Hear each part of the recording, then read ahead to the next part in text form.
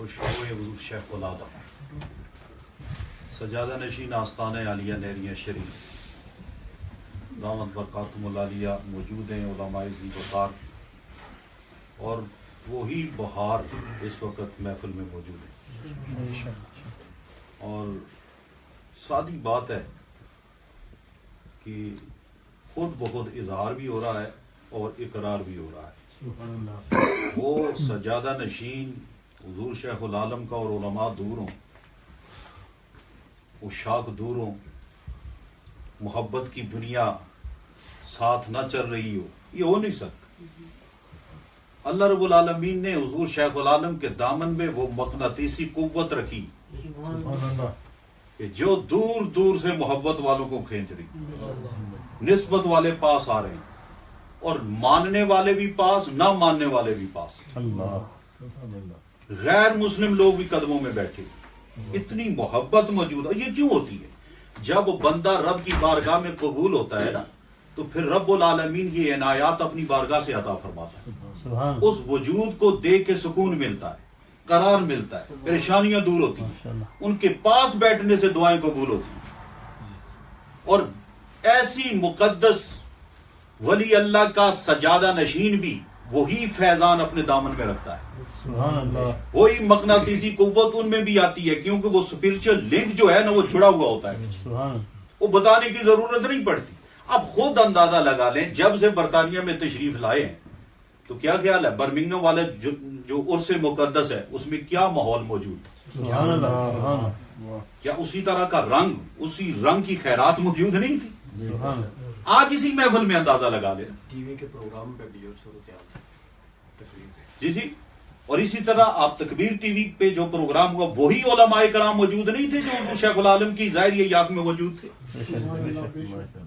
تو یہ ساری باتیں، اور یہ یاد رکھیں کہ سجادہ نشین ایک ہی، کالج کا پرنسپل بولو ملک کا سربراہ، کوئی بھی اپنے گھر کا اندازہ لاؤ یار. اگر گھر میں 2 سربراہ بن جائے گھر کا بیڑا گھر کو جاتا. اس میں بھی میں نے عرض کیا تھا کہ اگر صرف آستانے کی بات ہوتی نا، وہ شرنی شکرانے نذرانے کی بات ہوتی تو پھر تو ٹھیک ہے. لیکن یہ حضور شیخ العالم کا آستانہ ہے. میڈیکل کالج چلانا ہے، یونیورسٹیاں چلانی ہیں، کالجز چلانی ہیں، غریبوں کی مدد کرنی ہے، اور سینکڑوں ادارے ہیں جو آپ کی طرف دیکھ رہے ہیں. اور اگر رہنما ایک نہ ہوا تو یہ کیسے فیصلہ ہوگا، یہ کیسے چلے؟ اس لیے ہمارے پاس وقت باقی ہے ہی نہیں ہے.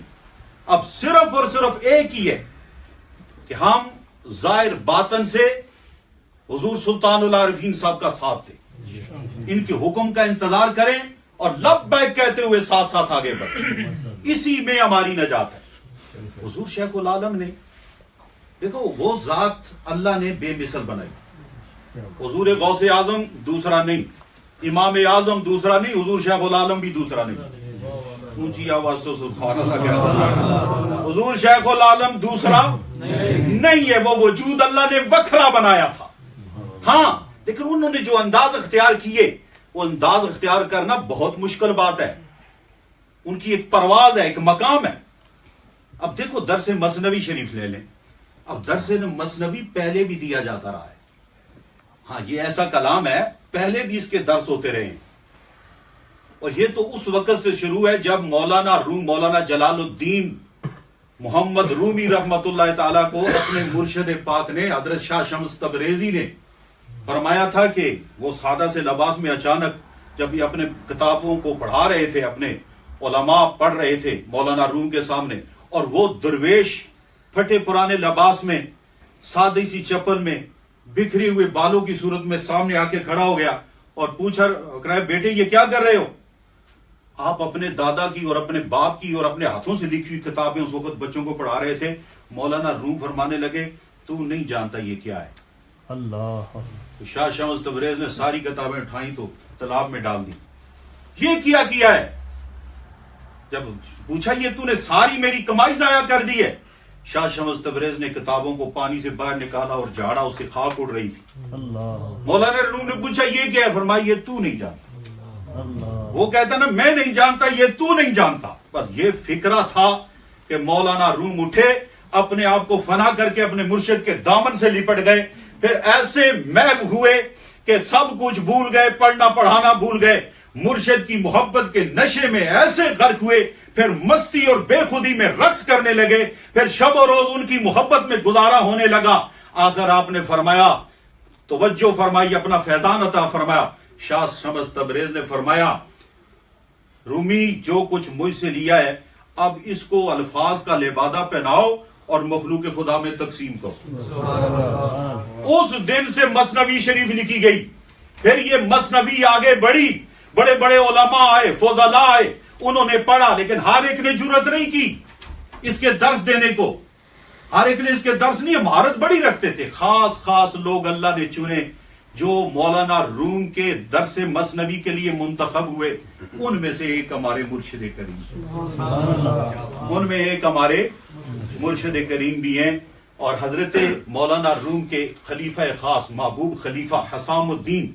اور یہ ان کی جو مثنوی کی شرح لکھنے والے اکثر نے ان کا یہ قول مبارک لکھا ہے, وہ آپ کے محبوب خلیفہ بھی تھے اور سجادہ نشین بھی تھے.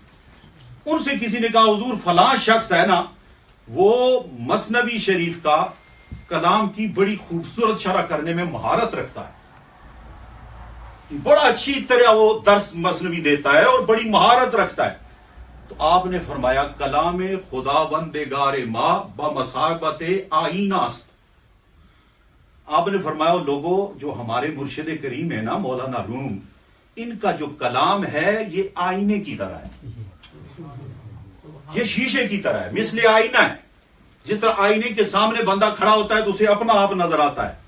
تو آپ نے فرمایا جو مثنوی شریف ہے نا یہ آئینے کی طرح ہے, اور اس کو جب کوئی صاحب حال بیان کرتا ہے وہ یہ اس کی مہارت بیان نہیں کر رہا ہوتا, اس وقت وہ اپنا حال دیکھ دیکھ کے لوگوں کے سامنے بیان کر رہا ہوگا. تو مرشد پاک نے جو درس مثنوی کا بہانہ بنایا نا, شعر تو مولانا روم کا پڑھتے تھے لیکن قرآن کا مفہوم دیتے تھے, نبی پاک کے فرمودات کو سامنے لاتے تھے, اور پھر اپنی دنیا اپنے حال کو سامنے رکھ کے جب سامنے بیان کرتے تو لوگوں کی باطن کی تطہیر کرتے چلے جاتے. ان کا یہ اشعار پڑھنا یہ کوئی معمولی بات نہیں ہے. مرشد پاک اشعار پڑھتے تو نبی پاک کے دربار سے فیض ملتا. اشعار پڑھ رہے ہوتے تو رحمتوں کی فوار برس رہی ہوتی. اور یہ دوران مثنوی یا سینے پہ نظر ہوتی تھی یا مدینے میں نظر ہوتی تھی. مثنوی شریف پڑھنا سنانا یہ کوئی معمولی بات نہیں ہے. اس میں اپنا حال بیان کرنا ہوتا ہے کہ باطنی کیفیات میں قرب کا کیا مقام ہے. پھر اشعار پڑھ کے حضور شیخ العالم جب اس کی تشریح فرماتے تھے تو دلوں کی صفائی ہوتی چلی جاتی تھی. اگر حال وہ نہ ہو, صرف قال سے جملے جوڑے جائیں, حال وہ نہ ہو, صرف جناب لفظ آگے پیچھے کر کے اس کو بیان کیا جائے, تو پھر وہ درس مثنوی نہیں ہوتا, وہ درس مصنوعی ہو جاتا ہے. وہ درس مصنوعی ہو جاتا ہے, کیونکہ درس مثنوی کے لیے صاحب حال ہونا ضروری ہے. یہ مولانا روم کا خلیفہ کہتا ہے, حضرت حسام الدین کہتے ہیں کہ وہ تو آئینے کی طرح ہے, جیسا جس کا حال ہوگا وہ بیان کرے گا تو درس مثنوی. اگر حال وہ نہیں, صرف قال کے زور سے اس کو بیان کرنے کی کوشش کی جائے گی, وہ درس مثنوی نہیں بنتا, درس مصنوعی بنتا ہے. اس لیے درس مثنوی دے گیا ہے حضور شیخ العالم, وہ درس مثنوی ہے. اس سے اپنی لذتیں لیں, ان کے اشعار سنیں, ان کے دروس سنیں. خدا کی قسم آج آپ کو پتہ ہے ہم میں سے اکثر وہ لوگ ہیں جو کثرت سے درس مثنوی میں موجود تھے.